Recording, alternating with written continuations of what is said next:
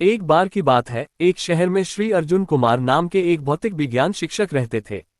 वह अपनी दयालुता, पढ़ाने के प्रति जुनून और सबसे जटिल भौतिकी अवधारणाओं को भी समझने में आसान बनाने की अपनी क्षमता के लिए पूरे स्कूल में जाने जाते थे।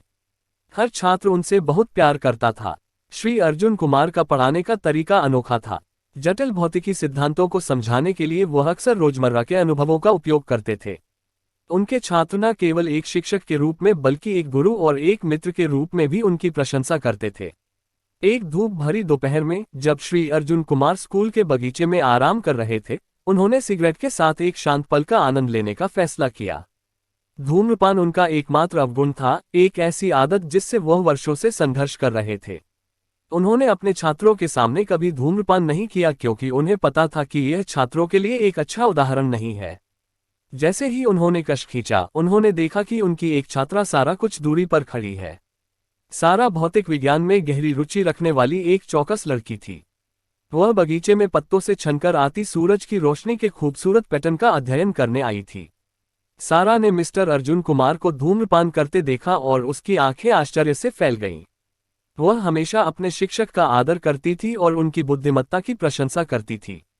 उन्हें सिगरेट पीते देखना अप्रत्याशित था। मिस्टर अर्जुन कुमार ने जल्दी से सिगरेट बुझाए और सारा के पास पहुंचे। उन्होंने मुस्कुराया और पूछा, सारा, आज तुम बगीचे में क्या कर रही हो? सारा एक पल के लिए झिझकी, लेकिन फिर उसने जो देखा उसे साझा करने का फैसला किया। अर्जुन सर, मैंने आपको अभी सिगरेट पीते हुए देखा था। श्री अर्जुन कुमार ने उसके अवलोकन को स्वीकार करते हुए सिर हिलाया। हाँ सारा, मैं कभी कभी धूम्रपान करता हूँ, लेकिन यह ऐसी आदत नहीं है जिस पर मुझे गर्व है। धूम्रपान हमारे स्वास्थ्य के लिए अच्छा नहीं है और मुझे पता है कि स्वस्थ विकल्प चुनना महत्वपूर्ण है। मुझे आशा है कि तुम समझोगी कि हम सभी में अपनी खामियां हैं। उद्धरण चिन्ह। सारा ने विचारमग्न होकर पूछा, लेकिन मिस्टर अर्जुन कुमार, आप हमें हमेशा भौतिक विज्ञान के नियमों के बारे में पढ़ाते हैं और बताते हैं कि कैसे हर क्रिया की समान और विपरीत प्रतिक्रिया होती है। क्या ये नियम यहाँ भी लागू होता है? श्री अर्जुन कुमार ने मुस्कुराते हुए उत्तर दिया, तुम बिल्कुल सही कह रही हो सारा।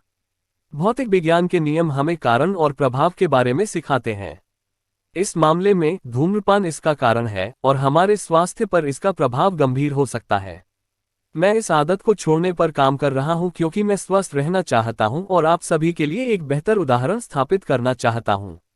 सारा को अपने शिक्षक की ईमानदारी और उसकी आदत को संबोधित करने की इच्छा से आश्वस्त महसूस हुआ।